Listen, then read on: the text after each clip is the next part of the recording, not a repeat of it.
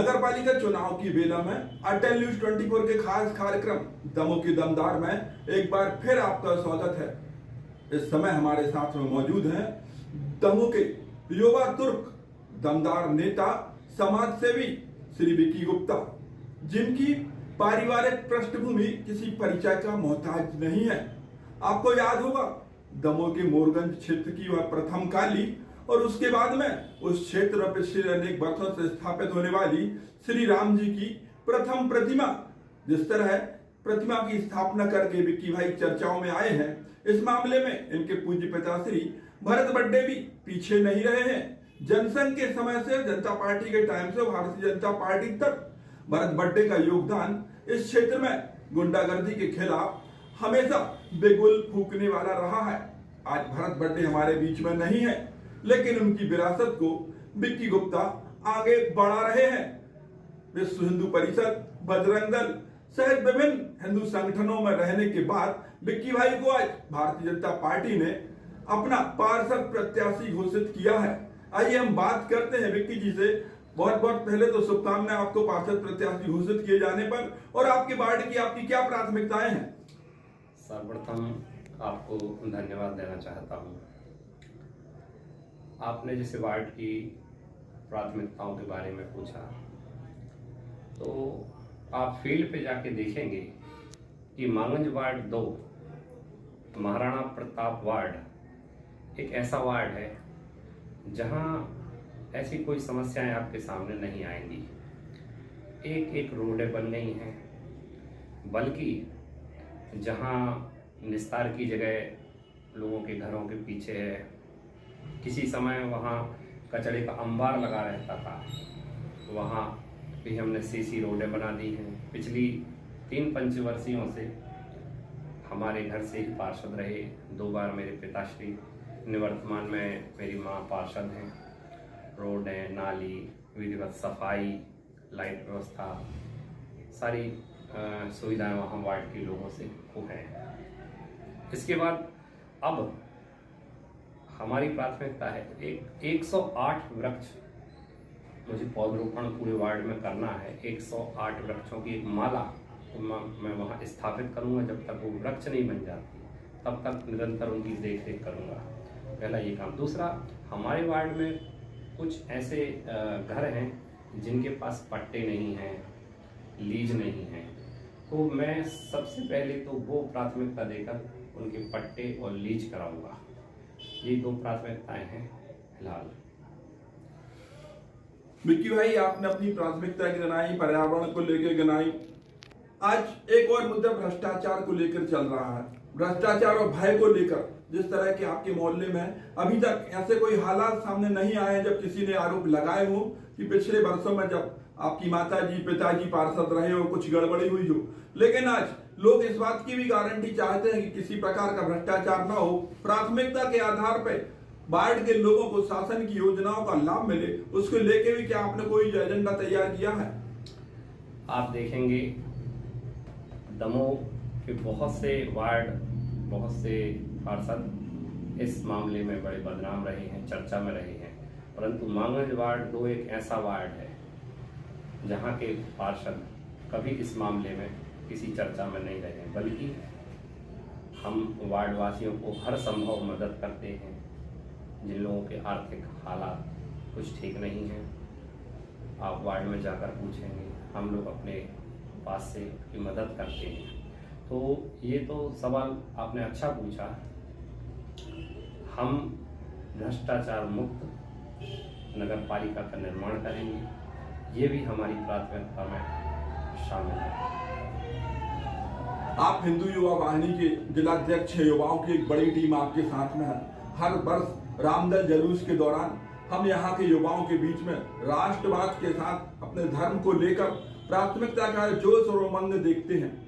आपने जिस तरह से हिंदुत्व को बढ़ावा देने में अपना योगदान दिया है, वहीं दूसरी ओर आप युवा मोर्चा के पूर्व महामंत्री भी रहे हैं। आज बदले हुए हालात में युवा मोर्चा के पूर्व जिलाध्यक्ष से आपका मुकाबला है। आज जिस तरह के हालात हैं कि बीजेपी की बी टीम के साथ आपका मुकाबला है, उन हालातों में आपको बाढ़ में जनसंपर्क के दौरान किस तरह की समस्या का सामना करना पड़ रहा है? आपने मेरी रुचि का विषय सवाल पूछा, मुझे बड़ा अच्छा लगा। हिंदुत्व मेरे खून में है, हिंदुत्व मेरे रग रग में है। जब तक ये सांसें हैं, जीवन है, हिंदुत्व के लिए कार्य करता रहूँगा और गौ रक्षा के लिए कार्य करता रहूँगा। और विभिन्न संगठनों में मैंने कार्य किया है, विभिन्न दायित्वों पर रहा हूँ। आज भी निरंतर गौ रक्षा के लिए लगा रहता हूँ। जरूरी नहीं है कि मीडिया, सोशल मीडिया में डाला गया है। और एक बात और आपने अच्छी पूछी कि पूर्व महामंत्री भाजपा के मेरे समक्ष हैं, तो मुझे थोड़ा सा चुनौतियों का सामना करने में बड़ा अच्छा लगता है। वैसे भी कोई ऐसी कड़ी चुनौती मुझे समझ में नहीं आ रही है। तो मैंने सुना कि रमन खत्री नहीं लड़ते तो सिद्धार्थ मलैया लड़ते, तो मेरा मन यही था कि अगर सिद्धार्थ मलैया लड़ते तो मुझे और अच्छा लगता।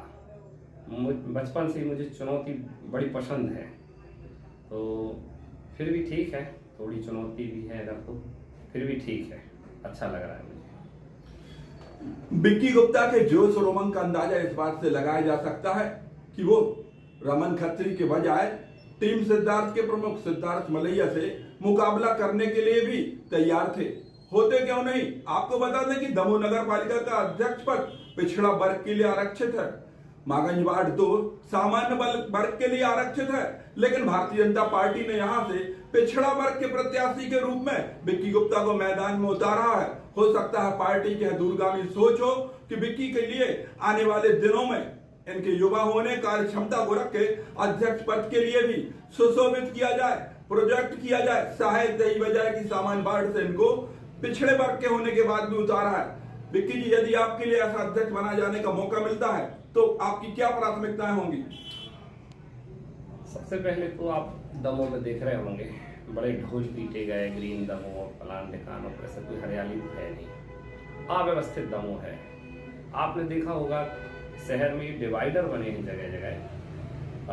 किसी भी नेता से जुड़े किसी छुटभइये नेता ने फोन कर दिया कि हमारे घर के सामने से थोड़ा सा ये डिवाइडर छुड़वा दो, तो ऐसे करीब सैकड़ों जगह, हजारों जगह वो डिवाइडर छोड़ छोड़ के बनाए गए। उसके कारण शहर में दुर्घटनाएं हो रही हैं। राजनीति का प्रभाव ऐसी जगह इस्तेमाल नहीं करना चाहिए कि जो लोगों के लिए घातक हो। तो ये सब चीज़ें भी, सारे डिवाइडर तोड़वा के नए डिवाइडर जो कि व्यवस्थित रहेंगे, जहां दुर्घटनाएं होने की संभावना कम हो जाएं, दमों को व्यवस्थित करेंगे, भ्रष्टाचार मुक्त नगर पालिका देंगे। इसके अलावा हरियाली क्या कहलाती है, कैसे हरा भरा दमोह करेंगे, ये हम बताएंगे। आप तो नहीं कर पाए, आपके केवल प्रयास रहे, सोशल मीडिया पे रहे, कहाँ रहे, शहर को हरा भरा करेंगे, ये हमारी प्राथमिकताएं रहेंगी। और सबसे मेन बात, मैं देखता रहा पिछले काफ़ी समय से, जब मेरे पिताजी श्री भरत गुप्ता जी नगर पालिका उपाध्यक्ष रहे 2004 से 9, तो वो मुझसे घर आके अक्सर चर्चा करते थे कि नगर पालिका में समझ में नहीं आता, अधिकारी और अध्यक्ष उस समय ये लोग ऑफिस में नहीं बैठते थे, लोग कई चीज़ों को परेशान होते थे। हमारी जनता जनार्दन वहाँ पहुँचती है, कई समस्याएं आती हैं, उनको पता नहीं है किस मामले में किस अधिकारी से बात करना है। तो ये सब चीज़ें समस्याएं थी। पिताजी से मुझ समय अनुभव मिला, तो मेरे पिताजी लगभग 4 घंटे वहाँ प्रतिदिन नियम से बैठते थे। और जब लोग आते थे कि भैया हमें ये फलानी समस्या है, ये हमारे कार्ड नहीं बन रहे हैं, मजदूरी कार्ड नहीं बन रहे हैं, हमारे वार्ड में जल की समस्या है, ये बरसात के समय ये भराव हो रहा है, मच्छर पनप रहे हैं, हमारे यहाँ वो छिड़काव नहीं हो रहा है, ये सारी समस्याएं आती थी। कोई सुनने वाला ऐसा रहता नहीं था। तो मेरी प्राथमिकता ये रहेगी कि मेरे पिताजी 4 घंटे बैठते थे और मैं कम से कम नियमित 6 घंटे बैठूंगा, और सारे विभागों के जो प्रमुख कर्मचारी रहेंगे साथ में वो बैठेंगे।